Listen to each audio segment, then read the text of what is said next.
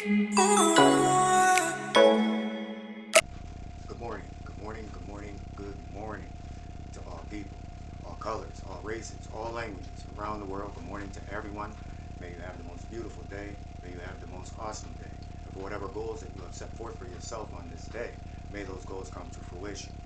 Um, Today we're in the process of a nor'easter where I live, and snow is everywhere along with the wind.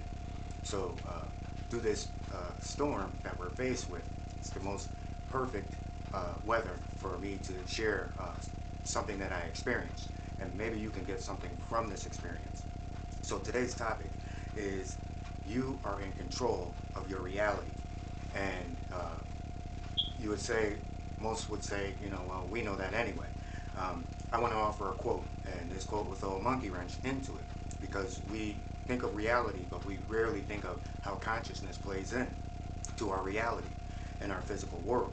So today's quote is, consciousness is your reality. Desire is your physical world. Without consciousness, there is no reality. So I experienced, I was stuck in a blizzard back in 2005. It was summer, it was the end of summer, and I was contracted to do a job in Quimby, which is right outside of Florence, South Carolina. And, the job was to convert a two-car garage into a mother-in-law suite, which I did. While I was doing this, it was coming to end of summer, and I knew that, it was snowing in where I am now in Connecticut. So, the day that I left to come back to Connecticut, it was like 80 degrees in South Carolina, and miscalculation. I got in my truck, I drove back towards Connecticut, but as I got through Virginia and I crossed the Chesapeake Bay Bridge, it was like little snowflakes. Right in the middle of that bridge, there was snowflakes coming down. It was nothing. I was like, okay, I'm good, I'm good. I'll be in Connecticut soon enough, a few hours. So as I'm driving, the snow gets deeper, deeper, deeper, and I'm on this road, and I got photos here to simulate what it is that I experienced. And so as I'm driving, I'm in the middle of nowhere, and my truck just shut off. I mean, completely just shut off. I mean, it was so cold out, truck shut off. I went to start it, the lights were on, the radio was working, everything was working, but there was nothing. And each time I turned the key, nothing. So, the snow was getting deeper, deeper, deeper. I had no heat in the truck because, again, the truck would not start. And as the snow got deeper, I realized that, hey, there's more than 2 feet of snow. I couldn't even open up the door to the truck, and I'm on a major road, and I called home, and I was like, first I called 911, and when I called 911, I was like, hey, I'm stuck. I crossed the Chesapeake Bay Bridge, and no one could find me. At first, it was like, we have to wait till the roads can get clear, and there was no plows, there was no anything. And as time went on, it just got worse and worse and worse. So I got on the phone, and I called the woman that I was in a relationship with at the time, and I was like, hey, I'm stuck. I crossed the Chesapeake Bay Bridge. I don't know where I am. The state police, they can't find me. Emergency rescue, they can't find me. They have no idea where I am because there was nothing that I could look at to say that, hey, there's a store right here, or hey, there's a gas station over here. There was nothing. I mean, I was in the middle of nowhere. And so as I'm on the phone and I'm talking to, my significant other, it was a lot of emotion, and she's on the phone, she's crying and crying, and I'm like, hey, you got to calm yourself down. I said, right now, I said, it's important for me to think. I said, because my legs are going numb. And so as she's on the phone, she's talking to the 911, and while she was doing that, I called my mother, and I was like, hey mom, I'm on this stuck in a blizzard.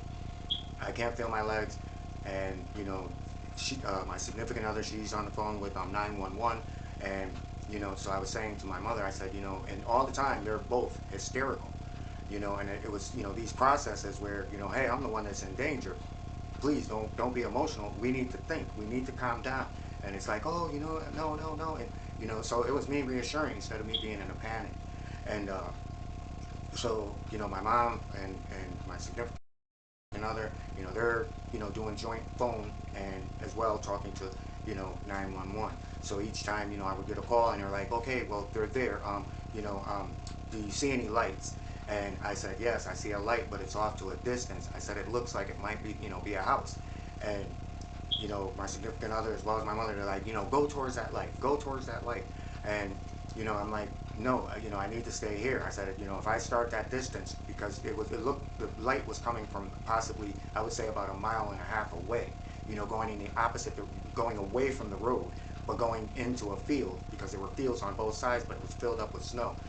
So I started to do this, and then I said, wait a minute, I gotta go back to my truck. I said, because, if a plow comes by, I can just, they'll see me, and I can get help. But there was no plow that, was coming through. So again, I get back to my truck, and now this time, because my legs were already starting to get numb, they were numb. I couldn't feel anything, I couldn't walk. And so when finally, they're like, can you turn on, they said, 911 said to me, can you turn on your emergency lights and your hazard lights? And I said, yeah, I can turn them on. And I turned them on the first time, and they didn't see me. They said, we got state troopers out there, they're looking, and they thought that they saw a vehicle, but it's not yours because they can't see the hazard lights. So, little time went by, my phone was dying. And so they said, can you turn them on again? Well, my significant other this time was saying it because they were on the phone with her and my mother.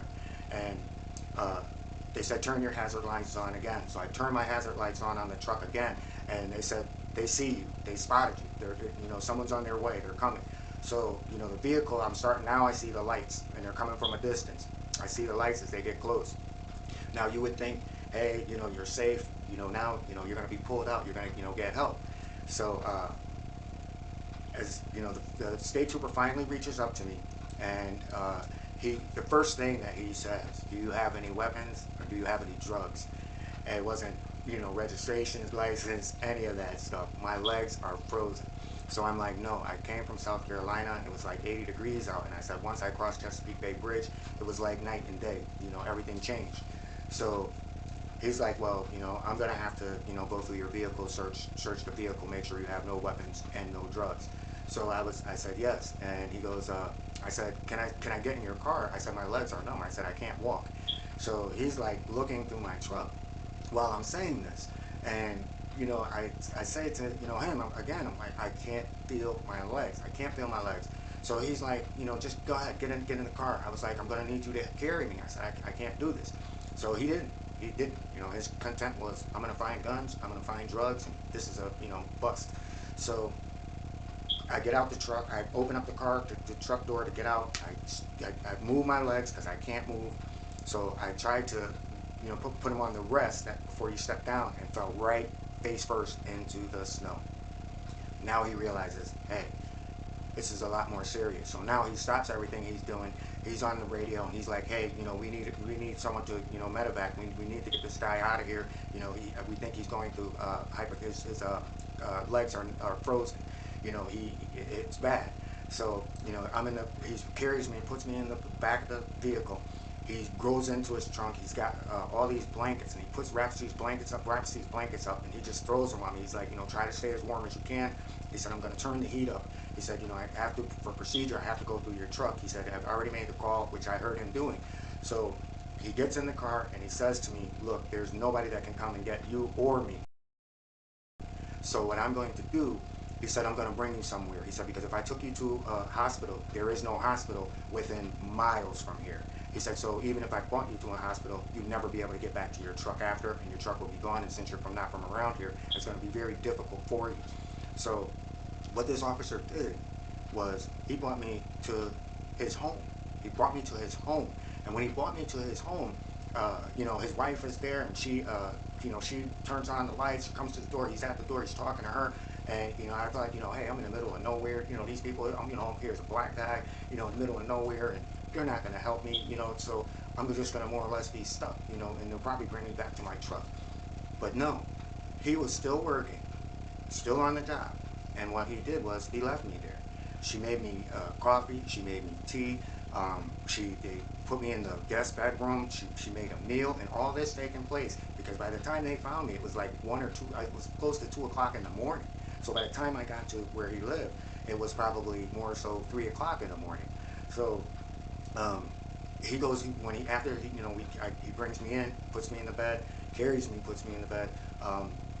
He goes back to work because again he's a state trooper, and so as she's making the meal, she's talking to me and she's like, I know that your family. She said, I said that my cell phone is dead. At that time, it costs money to when you use a landline. You had to pay to make long distance calls.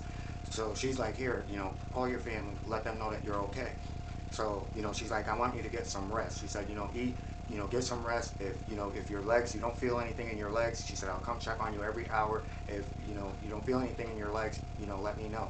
So she took care of me throughout the night. I never saw the state trooper again. Now we're going to see how this works out. I never saw the state trooper again. And when the state trooper, later on that morning, after I had woke up, I had movement in my legs. I still had a little bit of numbness, but I had enough blood flowing, and I knew that, hey, I can't just stop here. I got to get blood flowing and circulating, so I have to move around. So, I wake up, go downstairs, breakfast is made. Now, the jacket and the clothes that I had on, they weren't suitable for the weather that we had experienced here, which was that blizzard. So she gives me his brand new leather jacket, and that jacket itself had to be at least $500 or better because I like leather jackets, so I know what leather jackets and good leather cost. So it was about a $500 jacket. It was brand new, still had tags on it. So she's like, she's tried to convince me, stay, you don't have to be in a hurry. My husband is on call. He's going to be gone for most of the day, but he said that, it's okay for you to stay. And I said, no. I said, you've done enough. I said, she took all my clothes, washed them, put them in a dryer, gloves, put them in a dryer, washer, dryer, and so I left. And as I left, she said, this is where your truck is. So she drew out a map because at that time there was no map like they have Google Maps and all that now. There was none of that. That was like 2005. So she draws out a map and she's like, okay, this is where you are, this is where you're going, this is where your truck is. This is where there's an auto center just in case you need to get parts. So I go back, it's probably about, again, it's about 2 to 3 miles just to get back to my truck. So the hospital was actually even farther away than that 3 mile distance. So I go to the auto parts place and I buy wire because I'm like, okay, well, if it's something that was electrical, then I'm going to have some extra wire just in case I have to jump something or transfer one electricity from one part of my truck to another part of my truck. And this is going to tie into how you're in control of your reality, so in your consciousness. So I buy the wire, I go back to my truck again, I turn the truck, I got lights, I got power, but there's nothing.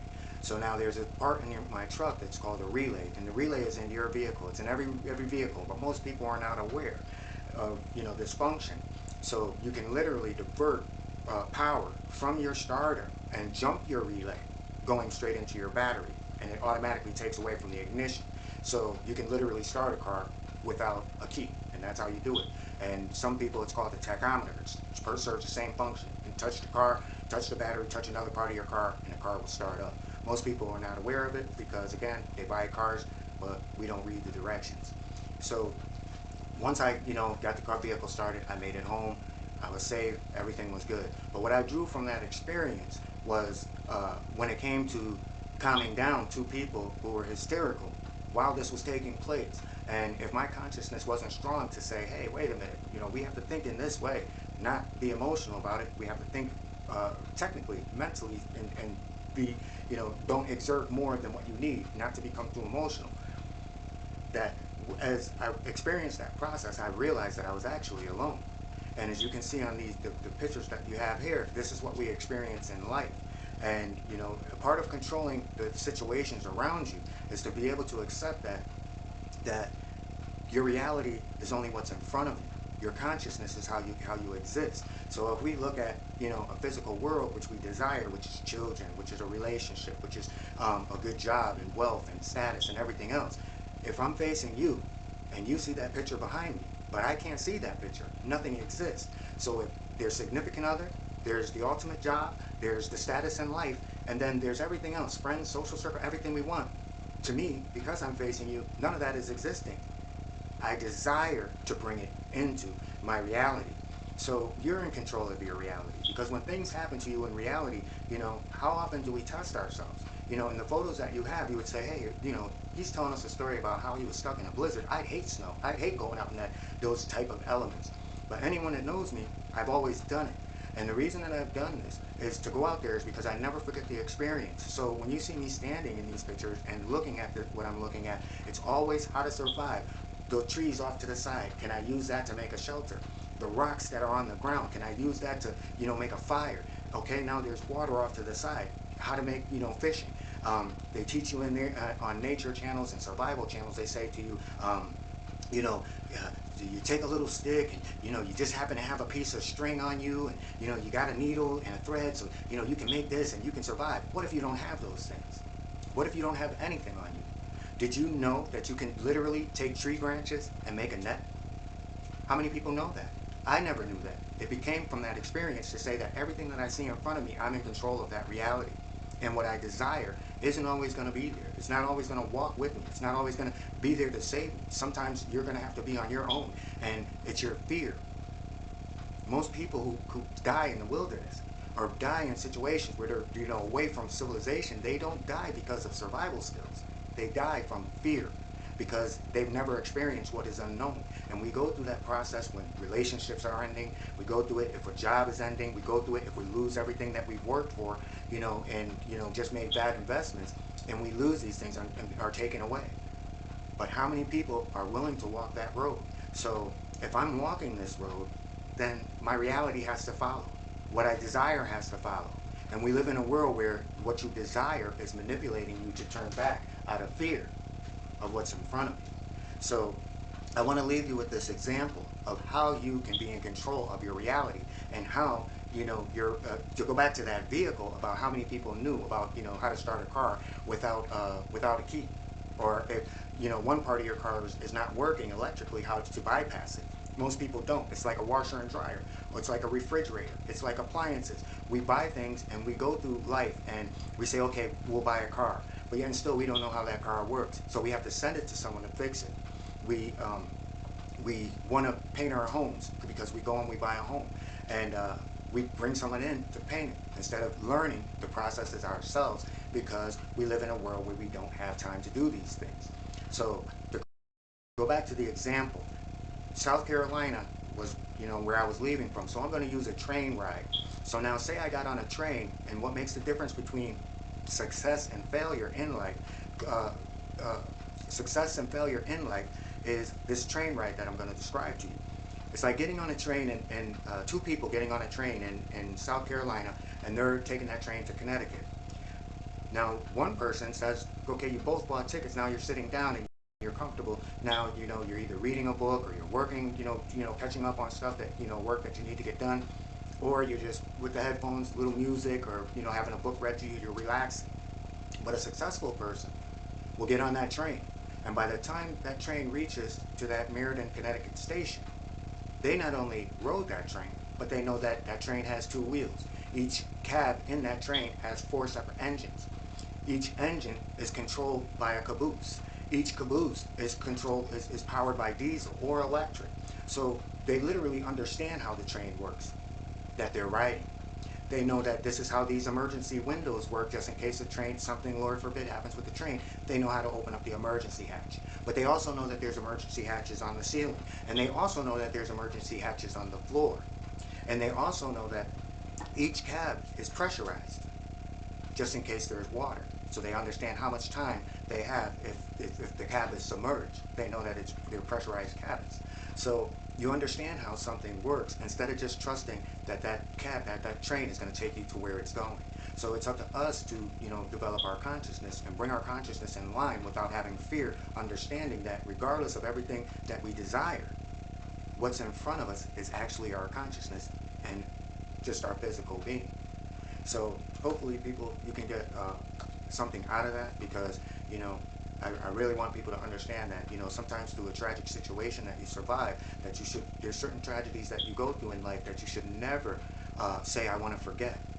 But you should embrace, and you learn from every situation in life, because that makes you better in life. And that no matter what you face and no matter what comes before you, you understand that you will be okay.